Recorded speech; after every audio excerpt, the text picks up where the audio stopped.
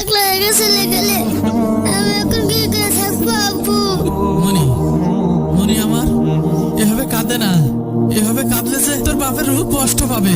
কাকা আমি যেতে কাকা আমি এখন কাজে লাগবো। আপন কান্দিস নি ভাই, আমরা তো আছি। আজকে থেকে আমি তো আপন ভাই।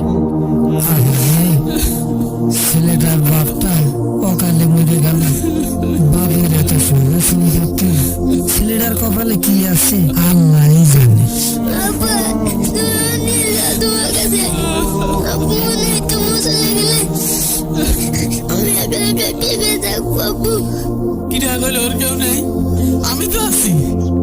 মুখে মুখে তো সবাই কয়, 2 দিন পরে এই টিমের বোঝা কেউ নিতে চায় না।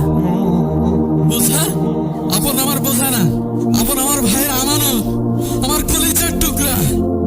আমার ছেলে মিঠুর চাইতেও আপন আমার কাছে এক বিন্দু কম না। হ্যাঁ ঠিকই কয়েছেন, হাজার হোক নিজের ভাইয়ের রক্ত বলে কথা, কেউ তো আর এইভাবে ফেলিয়ে দেয় না। আজ এই গ্রামের মানুষ সবাই সাক্ষী থাকেন, আজ থেকে আপনের সব দায়িত্ব আমার। ওর বাপের স্বপ্ন আমি পূরণ করব। সম্পত্তির লোভে এখন তো দায়িত্ব নেবাই, মানুষের দেখানো লাগবে না। আমার ভাইয়ের সম্পত্তি আমার কাছে আমানত, আর সেই আমানতের সবচেয়ে বড় মালিক আমার এই ভাতিজা।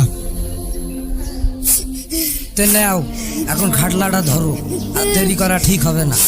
কলমা টলমা বলো সব। আমার আব্বু আমার জন্য কলর ডাল আর গরুর গোশ রেঁধে নিয়ে আসে, আর আমার মা আমার জন্য কেক বানিয়ে দিয়েছে। খাবে তুই?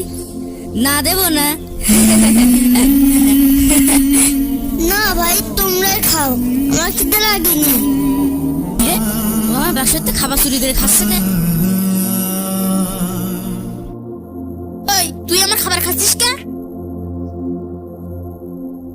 ভাই আমার খুব খিদে লাগলো, তাই একটু খাইছি। এতিম হয়েছিস বলে সবার তো চুরি করে খাবি?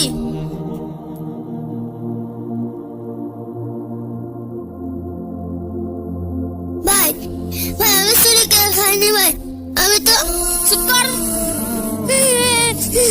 মা তোমরা দুজনে চলে গেলে আমি একা একা থাকতে ভালো লাগে না মা। আব্বু থাকলে আমার এখন না একা থাকতে হতো না মা। সবাই ছেড়ে যায় শুধু আমার মারে। আমি তো চুরি করিনি, আমি তো খেতে